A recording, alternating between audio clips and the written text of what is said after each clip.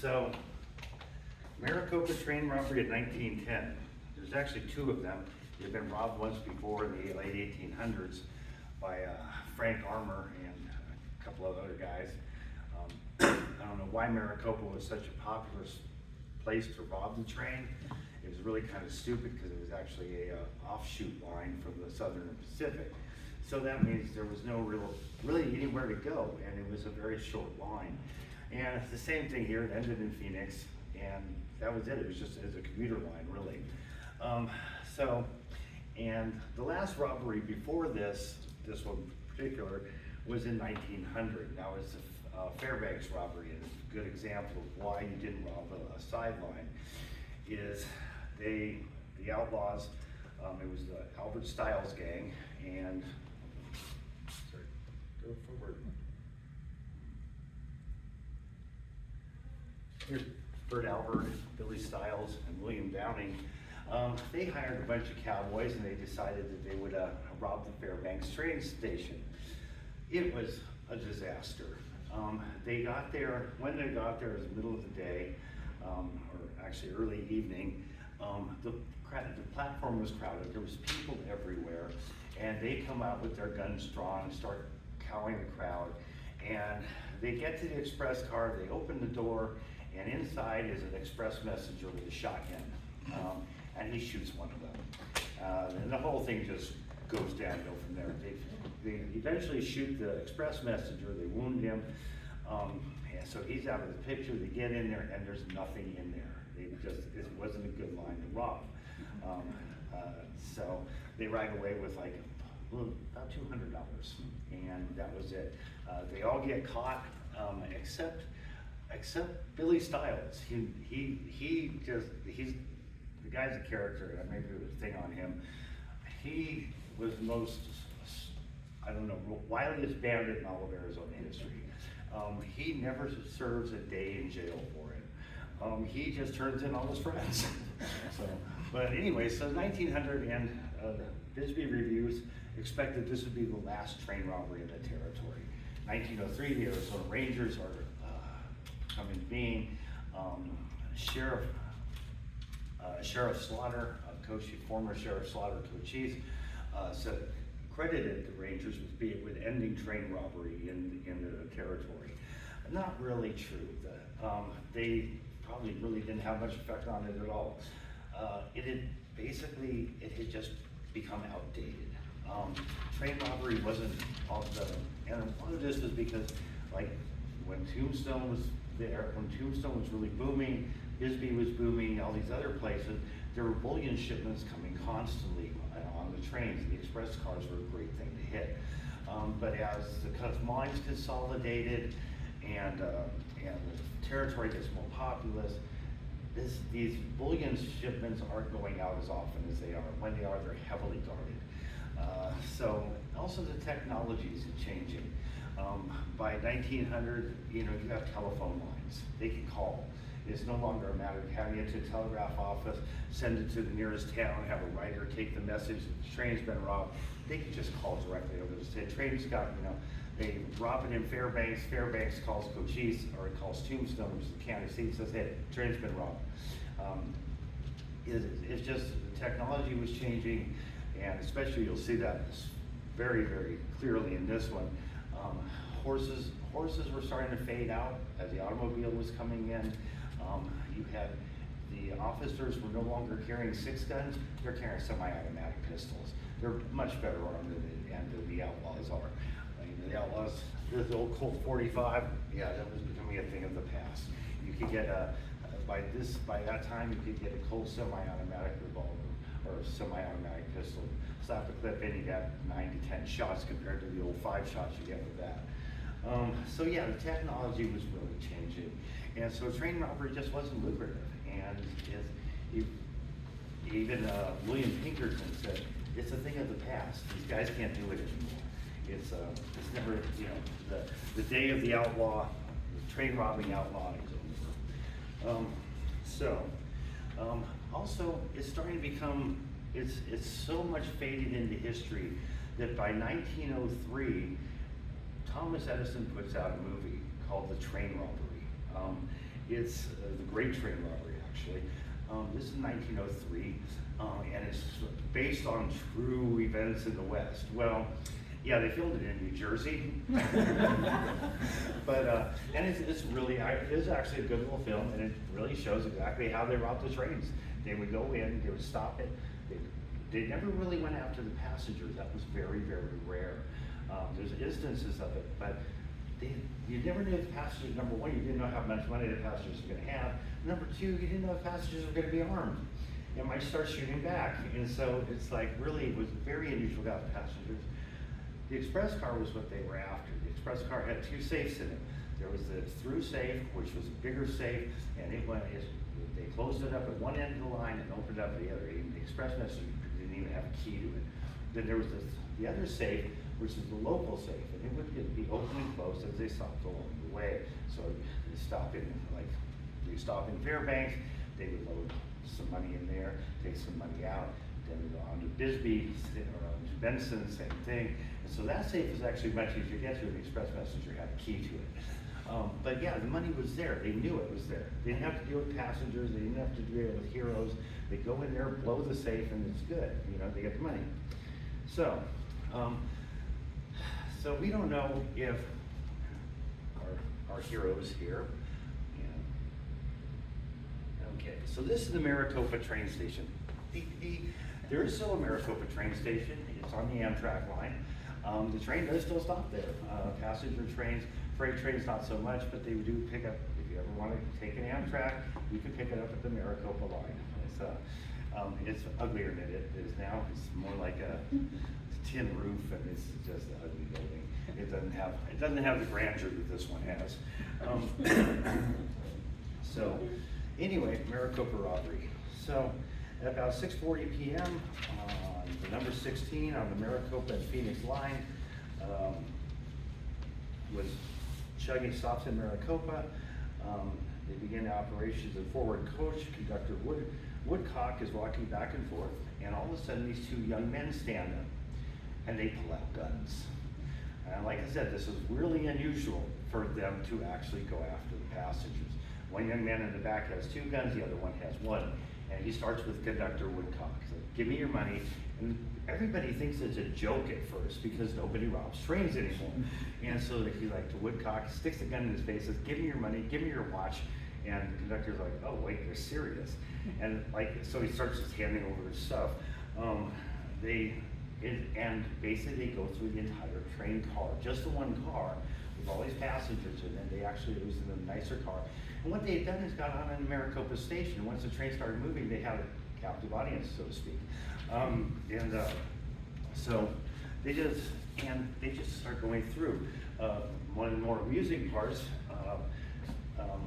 Gila County Deputy Sheriff Ralph Slaps Sturgis, James F. Wilson, and Attorney General John B. Wright were in the car, and they're taking two convicts to Florida, or to Florence prison, because by then Florence had replaced the Yuma prison, and they're armed.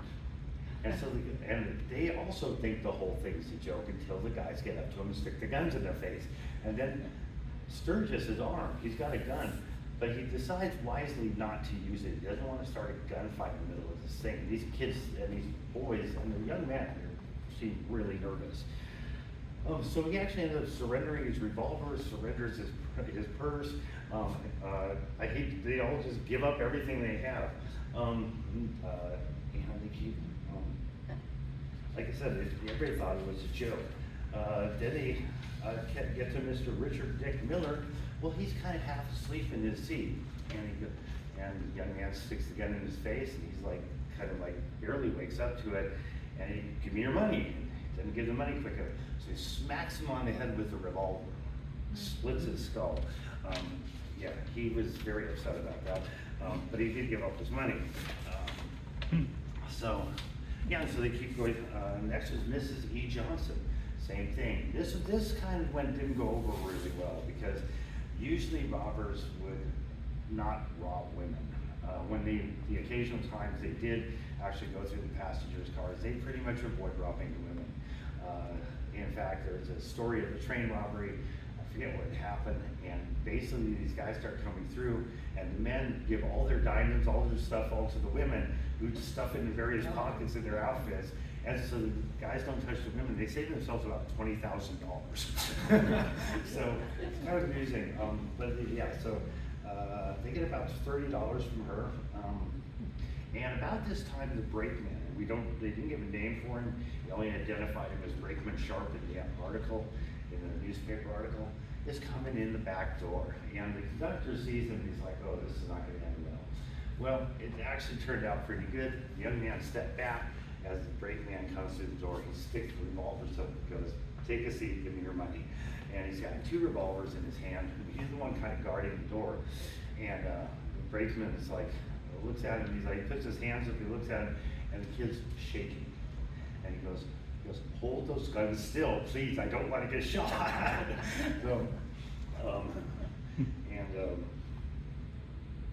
He's like, yeah, so literally he said, the kid said, hands up, and he looks at the kid and he's like, hold your hands still. You know, he's like, okay, that's my mouth. So anyway, they finish robbing out the train, they rob about 5 or 6 more other people, and then they say, we want to get off. So back then, there's a pull cord in all the trains, and you basically pull the cord if you want to just, slow down and stop. Pull the cord twice if you wanted to stop it more immediately, like if there's an event accident.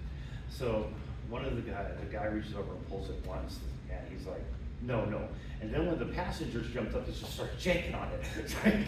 So they stop the train, and 2 guys get off, and allegedly there was a gunfight as they were getting away. I don't know who shot at who, but as they were fleeing, somebody took a couple shots and they shot a couple back. I've never been able to verify that actually happened. It might have just been the newspaper making something up. So they take the train a little further down the road. Engineer Goodrich stops at the next bridge, and he runs into a section foreman named Morgan, and they've been working on the track in that section. He had a bunch of laborers with him. He said, hey, the train's been robbed. They just did it, and you could be right behind him if you take off now. So the section foreman calls it into Phoenix, literally uses a telephone, calls it into Phoenix, and then the laborers take off after the bad guy, the outlaws. So by the time the train arrives in Phoenix, word is spread that this has happened. Telephone call, everybody descends on it. There's crowds of people at the platform wanting to talk to these poor people who were just victimized by these horrible train robbers.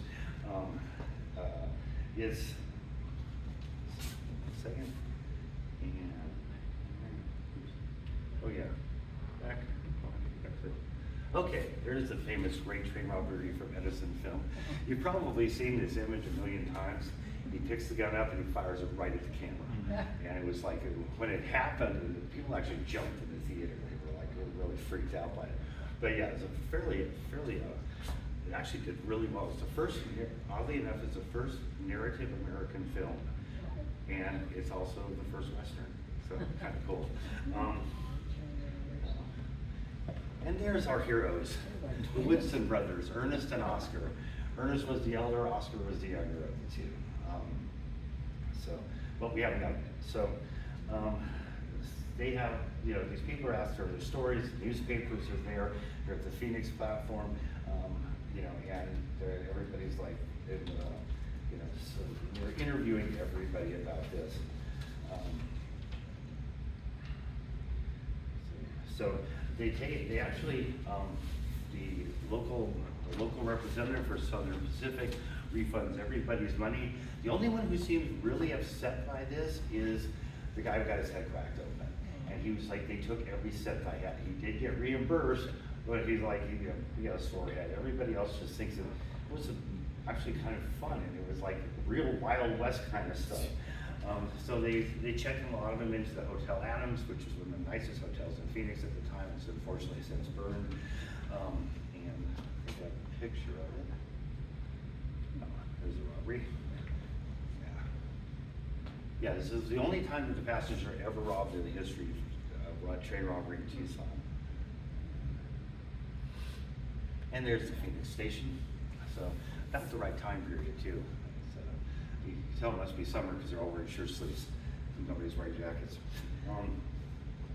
So yeah, so they asked Mr. Wright, who was helping to escort the prisoners, and they said, "Were you robbed, Mr. Wright?" He said, "I certainly was. $9. Fortunately, my wife had seen me first before I got on the train in Tucson, and I guess, or I would have had more." So yeah, so this is a really big thing. By the time they get to get into Phoenix, it's starting to get late. Carl Hayden, who you probably heard of, Carl Trumbull Hayden, he was the county sheriff at the time. He is, of course, half of Phoenix is named after the guy. He went on, he was county sheriff, he'd been involved in politics, one of the original pioneer families. He became county sheriff. They said in the entire career he never drew his gun once. He's just, and he's sheriff for several years, and he's just a real affable guy. More about him in a little bit. So anyway, he decides, since he's pretty much in charge, that he's going to wait till morning to go after the robbers because he doesn't want to be tracking across the desert at night. And so he waits till morning, he forms a posse, old-fashioned posse on horses and this kind of thing, and they set off at dawn to get these guys.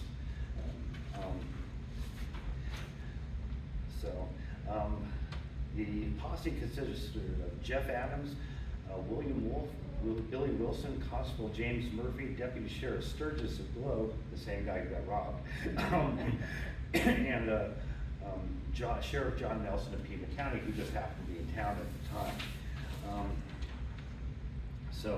However, they take off, they get to Maricopa, and they run into Supervisor J.F. McCarthy and U.S. Customs Inspector C.P. Cohen.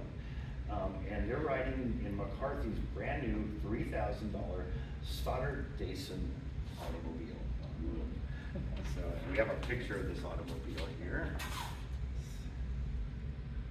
That's the car.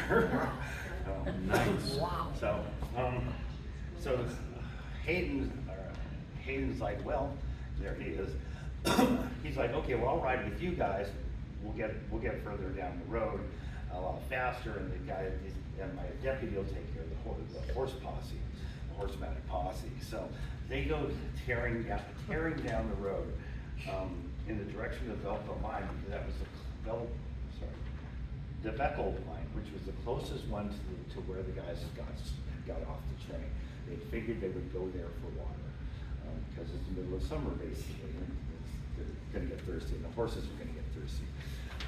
Well, they pretty quickly find where the robbers where they camped there first. Because they get off the train, they had their horses tied up nearby. They find a rope cut with the hoof marks and stuff. They just cut their horses loose, hopped on the road. Then they stopped and they divvied up all the loot. Well, they found purses and wallets and all this kind of thing all over. The funny thing is Sturgis, his wallet had a secret compartment in it. So there was about $75 and some gold in there, and they totally missed it.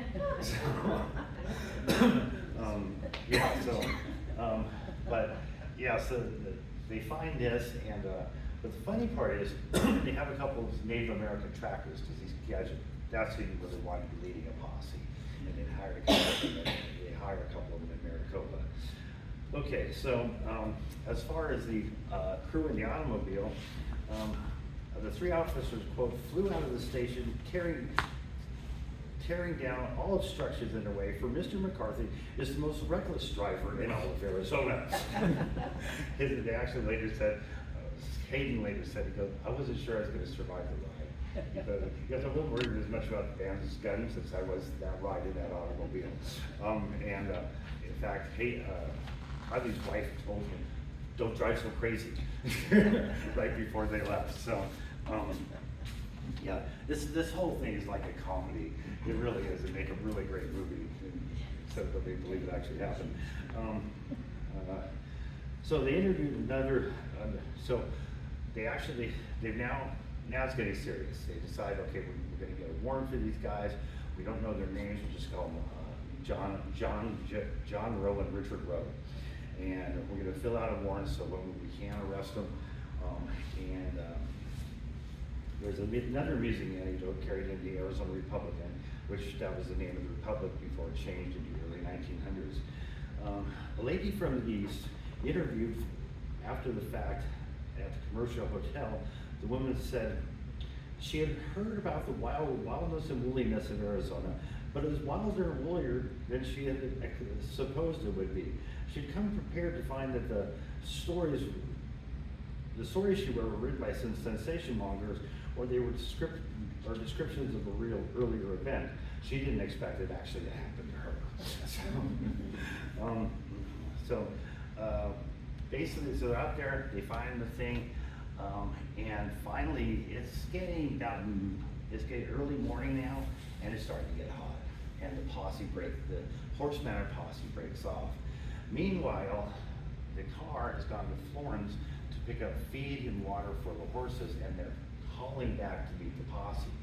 They get back to them, and they're like, "What are you doing? You're standing here because the horses are out of water. We can't go any further." One of them actually just collapsed, and he goes, "We need the water."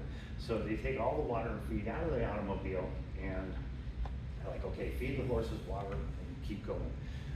In the meantime, we'll drive towards the mine, and they should, because we're pretty sure that's where they're going to go." So Deputy Woodson, whose horse had gone down, joins the officers in the car. So now we have 4 in the car, hauling across the desert at breakneck speed. They didn't have to go that far. They went 5 miles from where the posse had stopped, and they come upon a young man standing on the side of the road. They're under a palo verde tree, their horses are tied up to it, and there's one man's in the road flagging him down. The other one's off to the side a little bit. And they're like, "Really, can we do that?" Like, sure enough. So they stop, and got 2 boys are like, "We need some water. Horses are dying." It turns out, in preparation, robbing a train is easy. Bank robbery is easy. It's a fairly easy thing. You point a gun at somebody, you say, "Give me what you have," and they do it. It's the thing they never think out is, how are we going to get away with it? And in the whole history of Territorial train robbery, there's only one train robbery that was successful where they actually got away with it. Nobody got caught, nobody got shot, and nobody knows who did it. And they made something like, it was at the Navajo Springs, and they think they made, although Wells Fargo would never admit how much got taken, they think they probably came away with $20,000 to $30,000, which would have been a big money. And there's like, they're not even sure how many guys there were. Some said there was 2, some said 4, but this is the only time they ever got away. Almost every other one gets caught, except Billy Stiles, who gets caught, who rats out his friends. So they pull them up, they pull over.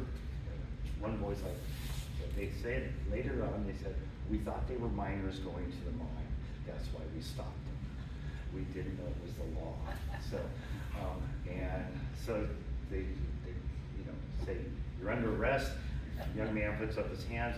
His brother, meanwhile, Oscar, who we'll find out is kind of a reckless one, starts inching over towards his horse and goes for the rifle. He has a .30-30 Marlin in his scabbard. Deputy Woodson, Inspector Cronin, scoots over there too, points the gun at him and says, "You really don't want to do that." And he desists and he surrenders as well. But they really want to drink the water. But all the water that they were carrying in the automobile got left with the posse. They're still not getting their drink of water.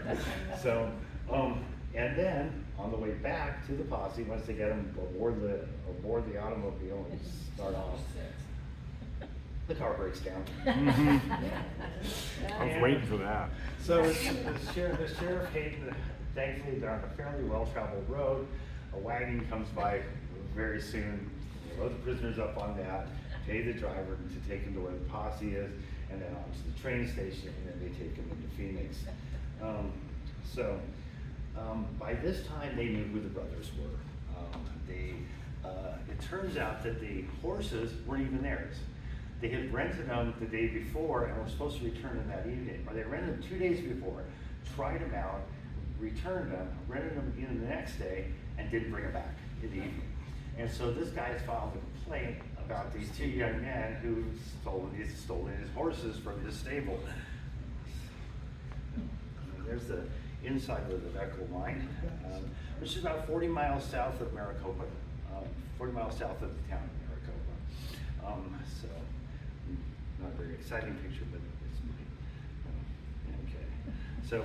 So they got a nickname already too, the Beardless Boy Bandits. Of course, we saw things shaven.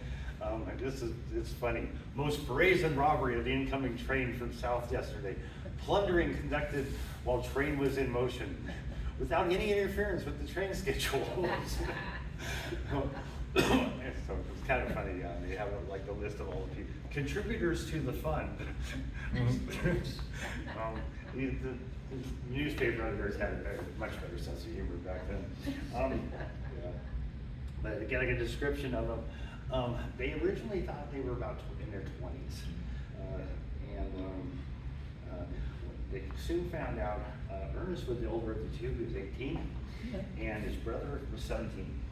Actually, it turned out even later, no, they were 17 and 16. They were really young men.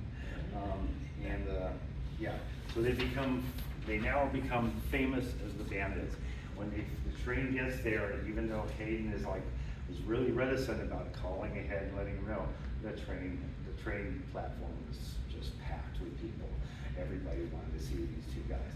And they were enjoying the heck out of it. They're laughing and giggling and having a good old time. Even though they're in handcuffs, and they just think all this attention on them is just the funniest thing they've ever done. The younger of the two, Oscar, laughingly admitted that they neglected to bring water or food for their journey across the barren, dusty desert. The only larder they had with them was a box of sardines, and the last three had been eaten was on Wednesday. Last time they'd eaten was on Wednesday morning at the Garden City restaurant in Phoenix. He said, "I thought that I'd been thirsty in my time, but I never knew what thirst was until Thursday afternoon." The other thing they brought, and for water, they had brought 4 beer bottles and filled them with water.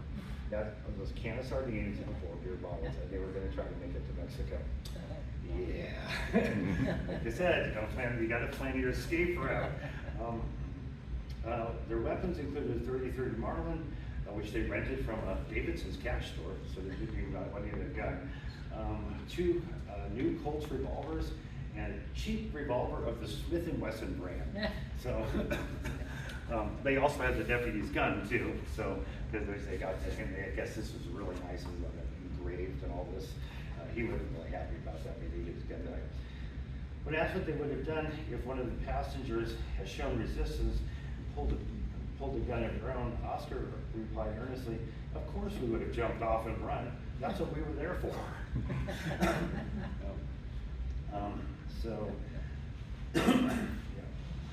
That's right, I had 4 beer bottles. What happened is when they got off the train, they started traveling. And it was at night. They tried to put some distance between themselves and the posse.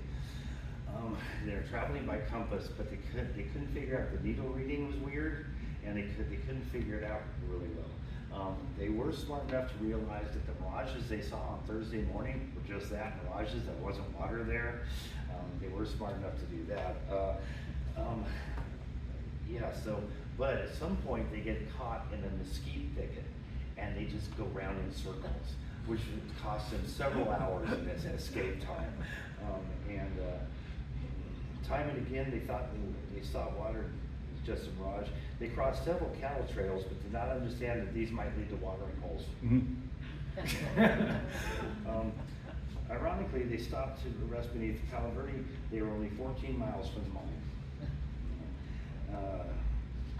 Sheriff Hayden, of course, praised all the men of the posse, and when he got back, let's see. Yeah, at one point they said, Mrs. McCarthy, who was on hand when her husband and the others were loading into the car, had been hesitant on allowing her husband to participate in the man-men, and because she thought they might be killed by the outlaws, but because she knew what a reckless driver he was, and imagined he would wreck the automobile and kill himself and his companions. The fear was subsequently shared by Sheriff Hayden. After they got started, he said, never before have I rode so fast.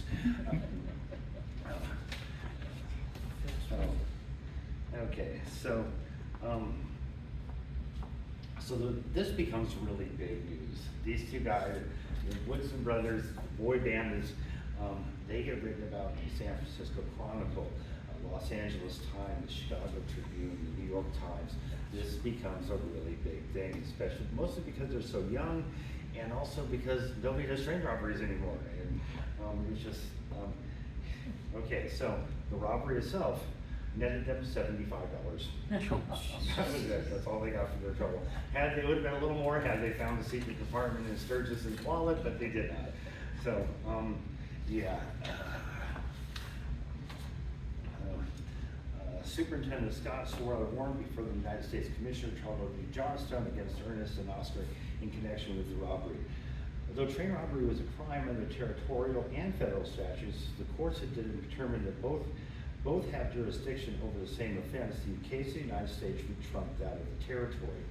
This was actually working in their favor because Arizona had, back in the 1886, I want to say, had passed a law making train robbery a capital crime.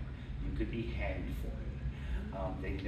They only came to get tested once, and the guy came really close to it, but he actually, Frank Armour, who also robbed the Maricopa train, his buddy Oscar Torin pleaded guilty. They found him, or pleaded not guilty. They take him to trial. They found him guilty of train robbery, and they were going to hang him. He appealed it, but that's what the law said. That was the punishment. He couldn't do anything about it. Finally, the governor pardoned him and gave him a life sentence, 4 years in prison for the robbery. And they said they had a petition went around, and it was signed by everybody, the jurors, the judge, the attorneys, everybody signed it saying, let this poor guy go. It's a property crime. He didn't kill anybody. He didn't cause any harm. He just stole stuff. And it's really, the punishment doesn't fit the crime. And so they never again, and there's several editorials about this afterwards, and almost even all the editors agree, except for some of the more bloodthirsty ones. They were like, yeah, it's a property crime. This is wrong. But still they're looking at 20 years in a federal penitentiary. That's the maximum sentence for train robbery. Sorry. See, I didn't have a chance to do an outline, so basically this is the entire story. But I got a little bit to go. Okay, so some of the papers made a joke about it. Republican finally, they were beginning to see this is just child's play, really. The Republican said, all of Maricopa is filled with a deep sense of mortification and disgust as a result of the train robbery that occurred so close to her borders last night. All the remorse that goes with wasted opportunities and the might have been is filling the heart. That the boy bandits should pick out the only train that carried no registered mail and no express, when the number one was coming up right behind and loaded with bales of such precious loot that would be dear to the heart of the boy bandits. It's such an inexcusable bad judgment as one could to make one weep. Maricopa has some pride and resents this treatment. So, like I said, the editors just had a good time with this. One of the funnier stories is there's a bartender on the train. They serve drinks on the train. Must be nice. Hey, I'm going 30 miles from Phoenix. Any drink? Dave Graham was considered one of the heroes of the thing. When the bandits pulled out their guns and he realized that it was not a fake, he had a small coin purse that had about $100 in it. And when he lifted his hands up, he went like this and tossed it out the window of the train. So when they finally got around to him, he got about $8. So he went back later and retrieved it. So, okay, I'm gonna get my glasses, this writing is very small. The Daily Arizona Silver Bell printed an interview with Deputy Sturgis, it says, he didn't like being the center of attention. The robbers boarded the train in Maricopa, and as I had charge of 2 prisoners at the time, they evidently spotted me for an officer. In any event, the first thing I knew about the holdup was when one useful stick I met shoved 2 guns in my face and told me to keep my hand in the air. I was busy about that time, wondering which of those 2 guns might go off first, so I let my own gun strictly alone. It's probably a good thing there was no gunfight on the train. We might have got the robbers, but probably at the cost of the lives of some of the passengers. As it was, the robbers were arrested, and with the exception of some loot which they lost during their flight, the stolen articles recovered. Being the center of attention in a train robbery is a new experience for me, but I'm not particularly anxious for an encore.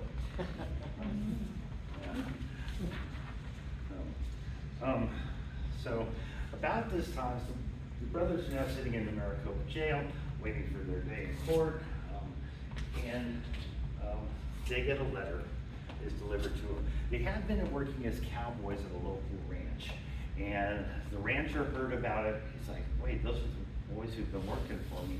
Came to the jail and visited them. He recognized them immediately and was just like, God, that's what you do. Well, one of the things he brought with him was a letter from their mother in Oklahoma, Nettie Woodson.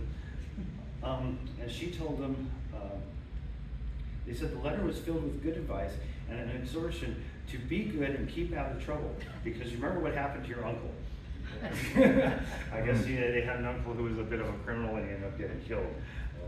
They didn't really explain that too much, but I thought that was kind of funny. But yeah, a little late. That had that note from mother, only arrived earlier, you know. So. There's very little biographical information on the Woodson brothers. Probably just because they're so young. I mean, they're in their teens still. They show up on one census living at home when they're, very small. Oscar was born, Ernest was born in 1890, and Oscar was born in 1892.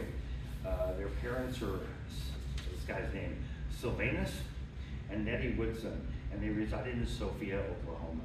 It's really all we know about them. They were what they call pumpkin rollers.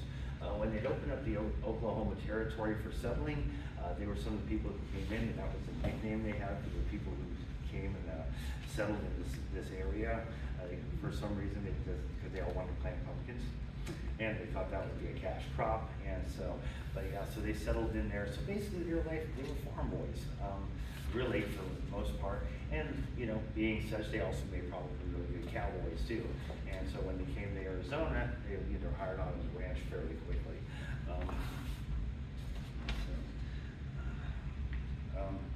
So on Monday, June 13th, the Woodson finally received an examination in the U.S. District Court. The presiding magistrate was Commissioner Johnstone, and government was represented by U.S. Attorney Morrison. The Woodsons were represented by attorneys John H. Lang and Albert Day Layland, and they called a bunch of witnesses. They called Sturgis, they called Woodcock, basically everybody who'd been on the train, including Hayden, who went over the whole thing about what happened for the capture, everything. And by the time the examination's over, they're like, okay, well, boys, we're going to hold you up for the grand jury indictment. And so back to the Maricopa jail they go.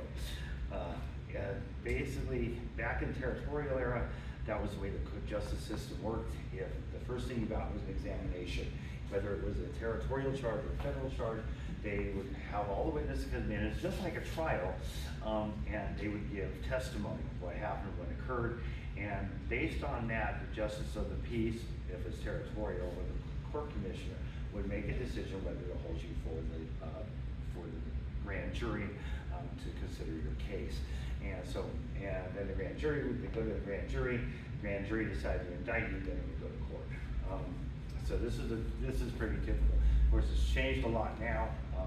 Now how the evidence goes to grand jury. Well, I'm hoping nobody knows how that works. Yeah. So anyway, watch a lot of cop shows, do we?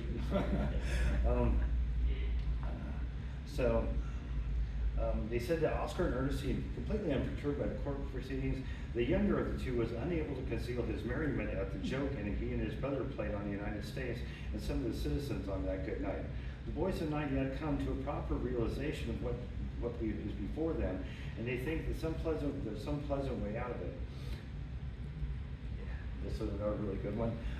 So while they were locked up in jail, they tell one of their fellow inmates that they'd gotten away with a lot more money and that they had buried it out in the desert. And they gave him like,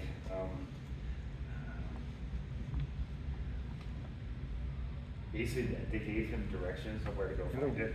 And when he couldn't find it, he went back really mad and told the sheriff that like, he couldn't find the money. The youth of the boys and the story of their daredevil, ridiculous manner in which they went about the robbery a rather softened public sentiment towards them, will find the newspaper. But the robbery of women is this countenance to good society. It is held that even a boy who will not spare a woman in an enterprise of this sort has the makings of a bad man in him. So yeah, robbing women wasn't really cool. The Territorial grad, see, they also got they were also examined on the charge of stealing horses. It was minor thing, and the Territorial jury would meet in October in Maricopa County. But that's the other thing. The court only met 2 times a year. The district court, once they would try to take care of all the cases. And judges were circuit riders. They go from one district to another. And so then it'd be 6 more months before they come back to that location. So basically, the boys were gonna have to sit there for a while for the Territorial. However, they were pretty sure the U.S. court was gonna take charges as first, and by the time they're done, they would even need the Territorial case against them. They were pretty certain they had an airtight case. So for a while there's no news about them. They kind of just sit in the jail cell and wait, and until the U.S. Commissioner. So, let's see here. Yeah, so the act for the suppression of train robbery in the United Territories of the United States was passed in 1902. So that sort of negated the territorial law that could get you hanged. Okay. So the United States Court opens on November 15th. So the boys have been sitting there for several months now. 3:15, the grand jury, after hearing all the evidence in the case, filed a partial report, and the Woodson brothers were charged with train robbery. They were allowed to enter their plea the next morning, which is pretty commonplace. You see it nowadays, and they're like, "How do you plead?" No, you actually have about 24 hours to determine your plea. On the morning of November 15th, 1910, the Woodson brothers returned to the courtroom and pled guilty to the charge of having entered a railroad train for the purpose of robbery. Then the following morning, they were brought back into court for sentencing. Chief Justice Edward Kent, who was appointed by Woodrow Wilson, sentenced both Oscar and Woodson to 10 years imprisonment in the federal penitentiary in Leavenworth. And there's beautiful. The Beaver is actually the county in Oklahoma where they're located, but that's kind of that's kind of where they grew up. You kind of wonder if you really at sunset. Yeah, they shouldn't let some people describe pictures. Okay, and there's the old district courthouse. It no longer exists. They've replaced it with an uglier one. And they do that. They tear down these really beautiful places and replace them with something ugly. And there's Mr. Kent, who passed sentence on them. So yeah, now the boys are officially guilty and they're officially train robbers. And they're going to do some time in Leavenworth, which is the nearest federal prison, federal penitentiary. They actually don't leave right away. They remain incarcerated for about another month.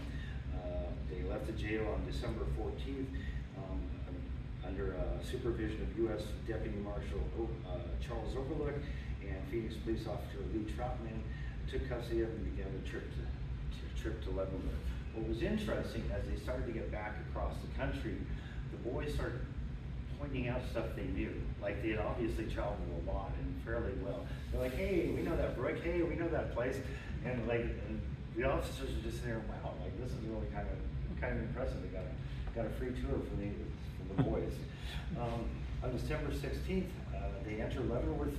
Oscar Woodson was assigned inmate number 942 and, was assigned inmate number 7319, and Oscar was given 7320. So, and let's see, I think the next one, there's the beautiful federal prison in Leavenworth, Kansas. Of course, you got to consider they probably actually did get around that area. I mean, they were in Oklahoma, it's right across the line. So, and really impressive place from the outside. I believe Leavenworth is still running as a prison. Don't quote me on that, but I believe it is. Okay, and I do not have a picture of Ernest's intake photo. There's Oscar's. They look kind of sad about their cowboy hats. So almost immediately, their father just starts getting up a petition to get the boys paroled. And he starts passing around. First he goes to prison, talks to the warden there, and then he goes back to their hometown, start getting the citizens to vouch for the family and vouch for the brothers, that they really aren't bad kids. They've never done anything like this before in their lives.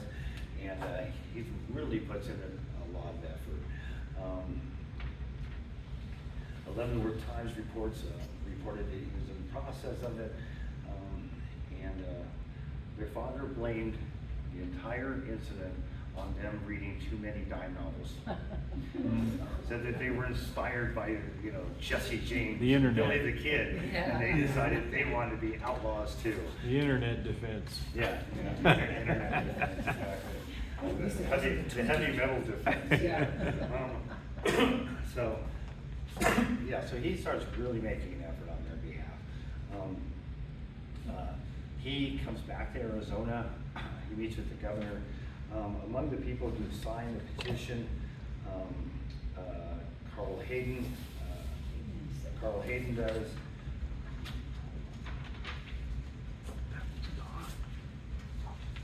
Yeah, if you ever get a chance to read about Carl Hayden, he's a really interesting guy. She's down in our house. She's going to spend the night there. So, finally in 1912, as soon as Arizona gets statehood, Carl Hayden takes off the badge, hands it in, and goes as sent as the first representative to the House of Representatives. He becomes the longest serving congressman ever from Arizona and one of the longest serving of all time. He does this until his ripe old age.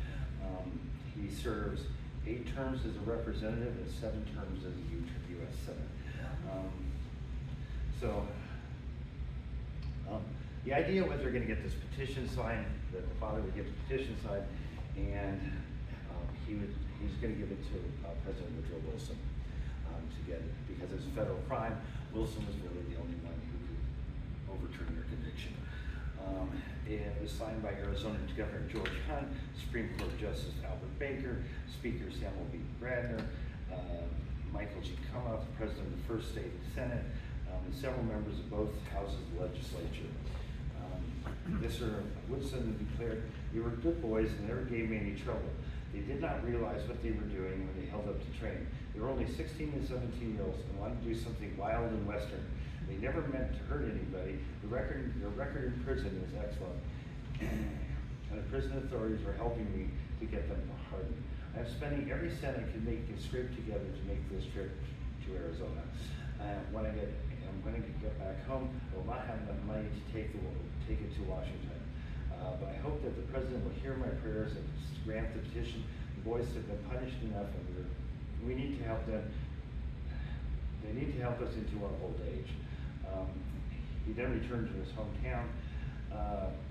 So this is 1912. No more news about the Woodsons or their father or anything until March of 1914. And the Arizona Republican reported on that date that the brothers had been granted a pardon, a parole by Woodrow Wilson. So they served about 3 years for the crime. Okay. It was expected that the boys would go back to Oklahoma, take care of their doting parents, et cetera, et cetera. They don't do that. It's weird. So, Ernest and Oscar both returned to Arizona. I mean, you think of all the places you could go, why would you come back to Arizona?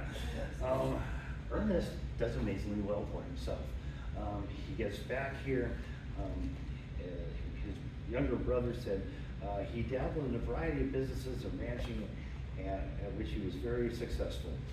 He married a woman by the name of Effie, and they had 2 children together, James and Elizabeth. He died in 1965 at the time of the publication of the book that his brother wrote. So after he got paroled on March 26, 1914, he went to Wickenburg first and started an auto stage business, basically taxi service, running between Wickenburg and Phoenix. He then parlays that into owning the Bridge Motel and later the Lazy RC Ranch. They do have 2 children. Ernest lived to be 73 years old, dying on March 10th, 1965, and his wife outlives him by 14 years and is buried beside him in Greenwood Memories Lawn Cemetery in Phoenix. Oh, here's one of those horrible dime novels. Leads kids astray. There's our old President Woodrow Wilson. They said really the remaining reason he let him off was because of the fact they were so young when they pulled the crime. And I guess the father was also extremely persuasive. Okay, there's Carl Hayden in his older years. They said he was so respected that if Arizona had wanted a Navy and he asked for it, he would have gotten it. He's just that good at it. He dies January 25th, 1972, and he's buried in Tempe's Double Butte Cemetery. There's a little placard there for him. Yeah, pretty impressive guy. If you ever get a chance to read a biography about him, amazing what this man did for Arizona. It's just, yeah. Okay, there's Ernest again, and this is the before picture. Usually when you enter prison, they would take a before picture of you. Then they'd shave your mustache, cut your hair, put you into stripes, or in this case, gray flannel, and take another picture of you so they knew what you looked like. This is the original picture. I love the hat. Ernest, and aged in several successful businesses. Yeah, that's good. Yeah, he marries Effie Mae Maddie Whitfield. This is their grave in the Greenwood Memory Lawn Cemetery in Phoenix. Okay, so now there's Oscar. Oscar is mystery. Oscar comes back to Arizona too. He works for a brief time. He works for a very brief time for the in Flagstaff for there's a lumber company up there. I forget the name of it. I just toured it the other day. Anyway, he works there for a while. He also becomes a clerk for a while, and then he disappears in 1914. Gone. Nobody knows what happened to him. I was lucky. I wrote to Level with prison. I got his entire file. His file from 1914 onward, his letters back and forth from various law officers to the warden, to the law officers going, we think we found him. Can you send a picture? He may be here. We're going to go get him. They just keep searching for him. And they asked Ernest, well, have you seen your brother? And he's like, I have no idea where he is. And this goes on for years. 19 years before they finally say, he becomes a parole, he's a parole violator, so they keep looking for him. Lawmen are coming in from Texas. One guy is like, hey, this guy applied for a job here on the docks, and we think he might be your guy. Can you send us a picture or a sample of his handwriting? I mean, they just keep doing this. This goes on and on. And like literally, it's a sheaf of papers. It's just huge. And reducing it was a lot of fun. So finally on April 11th, 1933, quote, inasmuch as 19 years had elapsed since the alleged violation of parole and the investigation has failed to reveal he has come into contact with the law or been arrested since that time, it was ordered by the Justice Department that the warrant for the fugitive warrant be quashed. If Oscar Woodson was still alive, he was officially a free man. Okay, so what happened to Oscar Woodson? According to the brother, the younger brother, he enlisted during World War I, went over to Europe and got killed. And they said that's the only way we can explain it. We don't know it for certain, but that's what we believe happened. He was just of the two brothers, he was the one who wanted action. Yeah. It would have been more likely for him to do that. One of the funniest things is in that sheaf of letters, the letter holds, there's a letter from Carl Hayden to John C. Taylor. Letters dated November 8, 1963, and he was serving his 36th consecutive term as a U.S. Senator from Arizona. He basically wanted to know about the Woodson brothers. He was asking specifically. He wanted to know their names, when they were incarcerated. Over the years, I guess he forgot about it. He was just refreshing his memory. So the warden supplied all the information. He got what he did with that information. We have no idea. I don't think he ever wrote an autobiography. Let's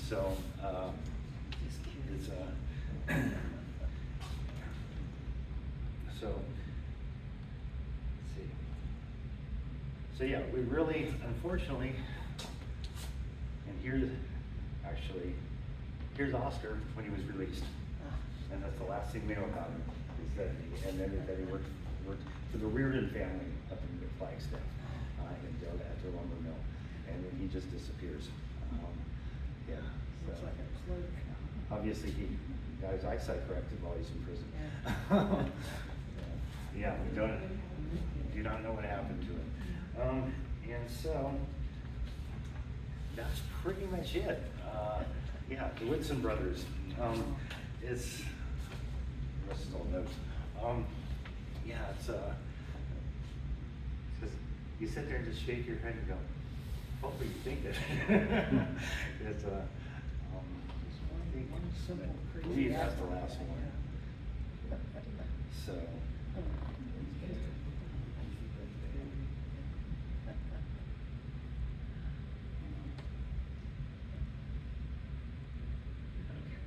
I like that picture, those pictures. They look like they could be twins. Yeah. They look so much alike.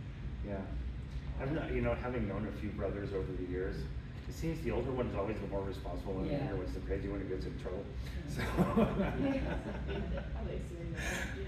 Anyway, any questions? Yes? Well, it's not so much brothers. In all the photos you show of each individual, they all have a straight face, Nobody smiles. It seems like most times nobody really smiles. I heard that it's either because the photo process, you had to wait a little bit and you didn't want to move. Yeah. Or their teeth were always in bad shape and you just didn't want to show them. Actually, neither. In the 1860s, when photography was first coming out, yes, they did have to hold very, very still. And it was easier, it's hard to hold a smile. Like, without looking like, yeah, exactly. Yeah. Good. It's hard to hold a smile. But by the 1870s, 1880s, cameras have gotten a lot better, amazingly better. And you will see pictures of people smiling. The thing is in serious, they were trying to sell photography as an art form when it first started. And in most great paintings, people don't smile. So they thought it would make them look more dignified if they did not smile. So that's why you rarely see pictures of people smiling. It's not until I think the Impressionists come out in France that they actually start painting people with smiles on their faces. yeah, except for Mona Lisa, she's an Yeah. exception. But yeah, you might get a hint of it, like full smiles are very rare until about that time. And that's when, and then it takes even a while longer for it to become, they get into photography. They still look, of course, these are also prison intake photos, so they probably weren't in a real good mood anyway. But yeah, it's, yeah, but especially in the old era types, they did have to, they actually had stands to stand people up. A lot of people, I've seen pictures on the internet of these. A lot of people would say they were holding up corpses, because Yeah.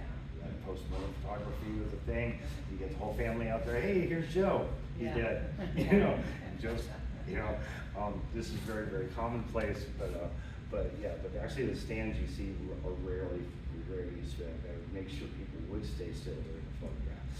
What's really fun is, you know, it's like, especially when they, oh, let's get a picture with the infant, and the infant's like, you know, and you can tell that the kid's just a blur, and I'm sitting there going, yeah, it's a lot, yeah, that's actually the photography. It was to make themselves look more dignified.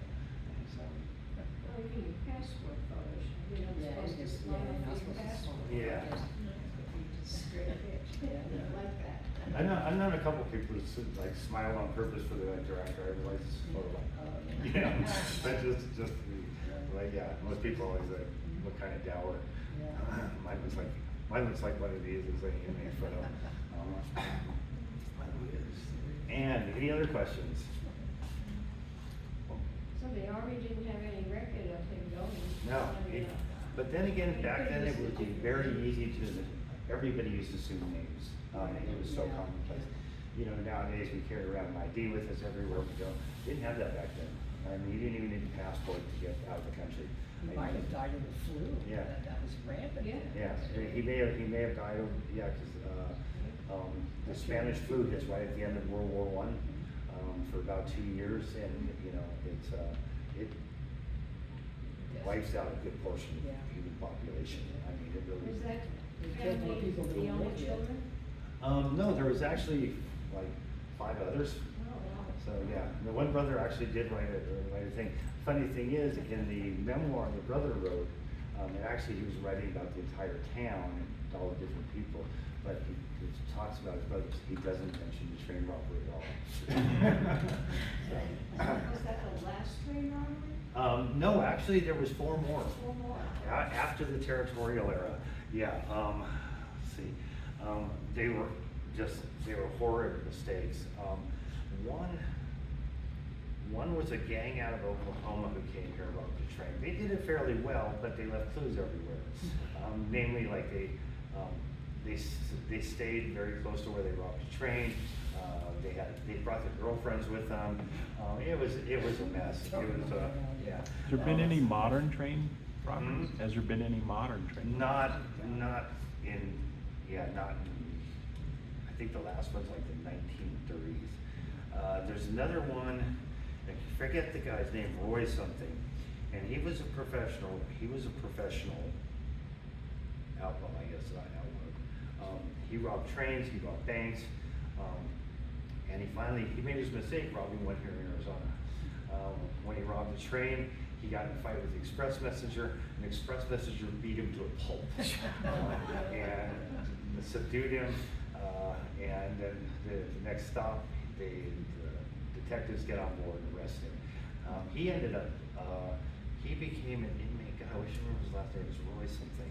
He was sentenced, after that he was sentenced to Alcatraz.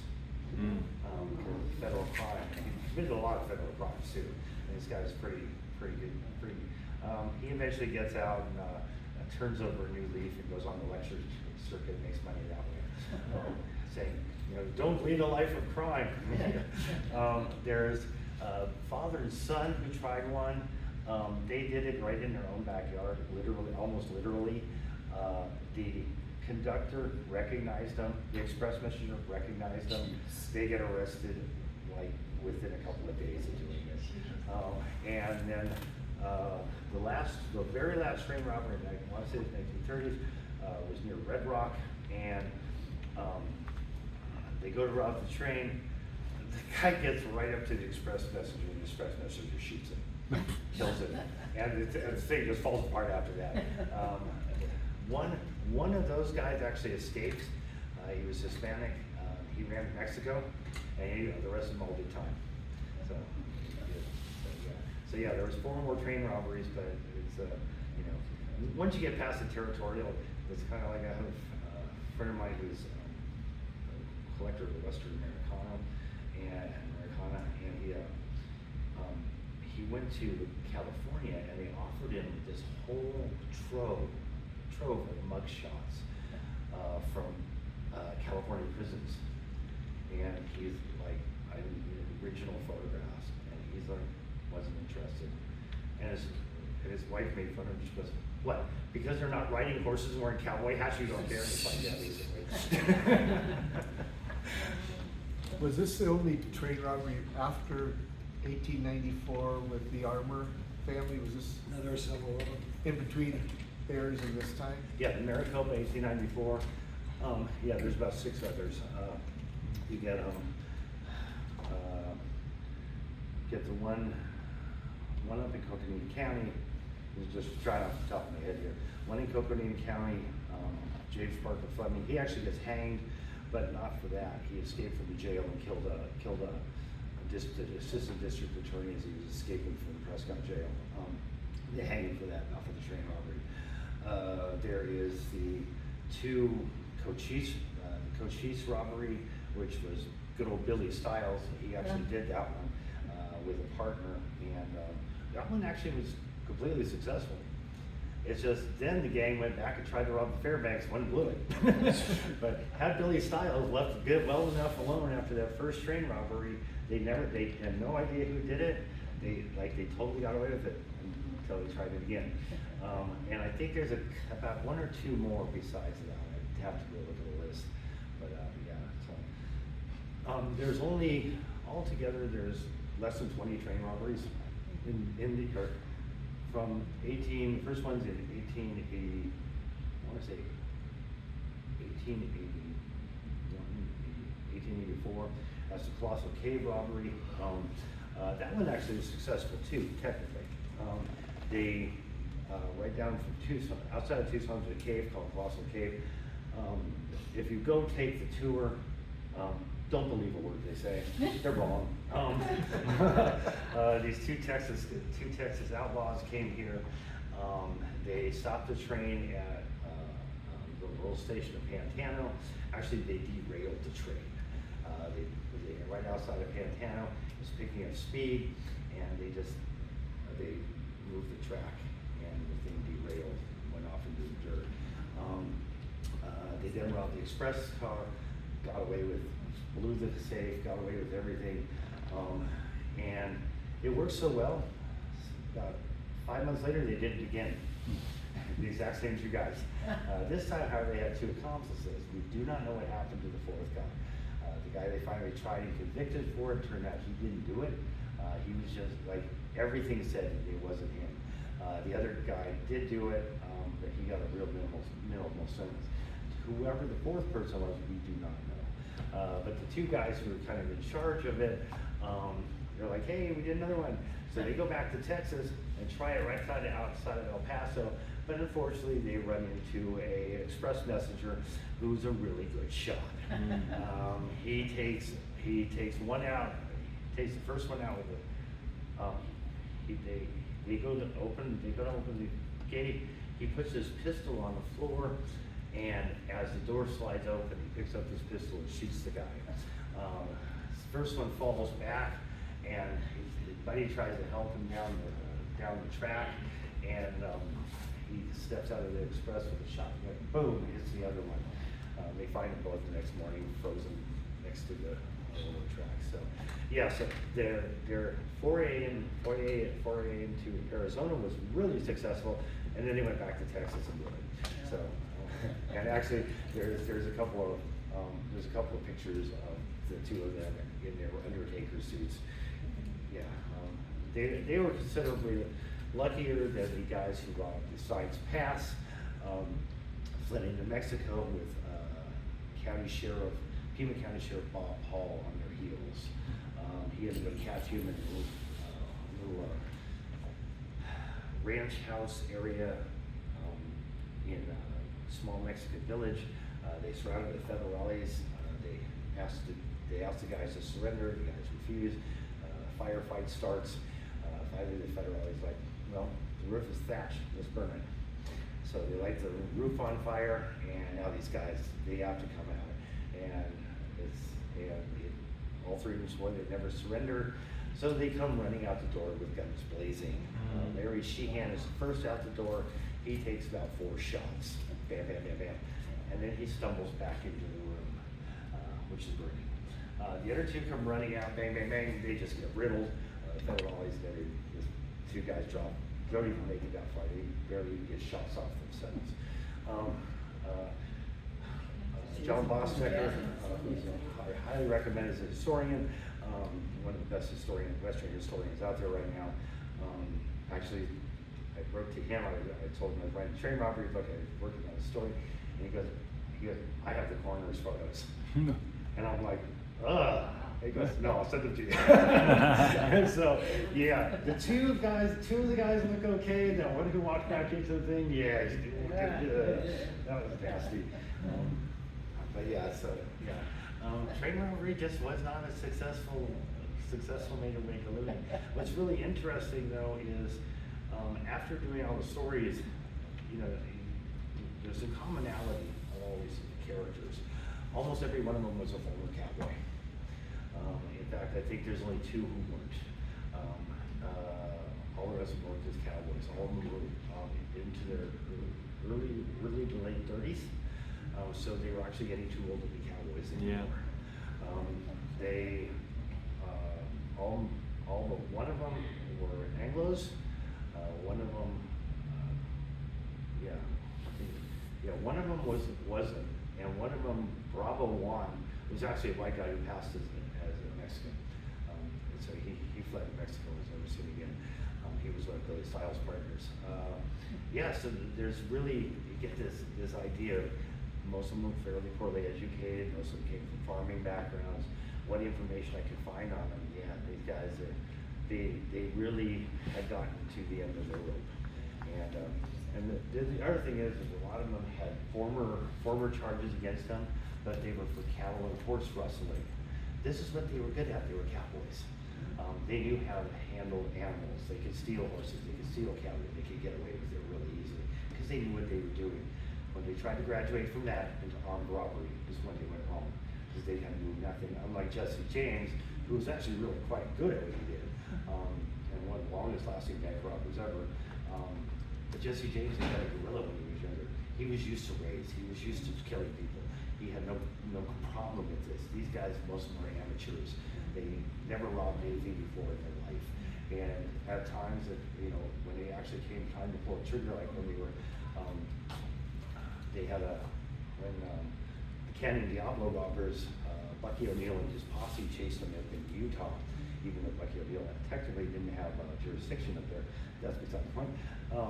When it came down to the last, when they finally closing in on them, they wouldn't shoot back. They couldn't. They just didn't have it in them to take a human life. So they could have shot Bucky right out of the saddle, but they didn't. And they made other mistakes too. Like at one point, they all had Winchesters. They decided to bury their Winchesters in the ground because they thought it would look too conspicuous if they were carrying Winchesters and pistols. So all they had when the firefight started were the pistols, which had no range at all. Bucky and his men all had rifle Winchesters. Had they had their Winchesters, it may have turned out a little bit differently. There's a commonality these guys all share, and most of them, probably the best thing that could have happened to them was getting caught and thrown in prison because they had no other career choices otherwise. That's kind of sad, but it's true. And some of them, like Ernest here, after that, he makes an amazing life for himself. And then some of them just disappear in the history books, and some of them end up in the 6 feet under. So anyway, so that's the presentation. I hope you enjoyed it. Thank you very much. If you have any other questions, feel free to ask me. I'll be standing here for a while. Thank you, David. Just if you want to. Always forget to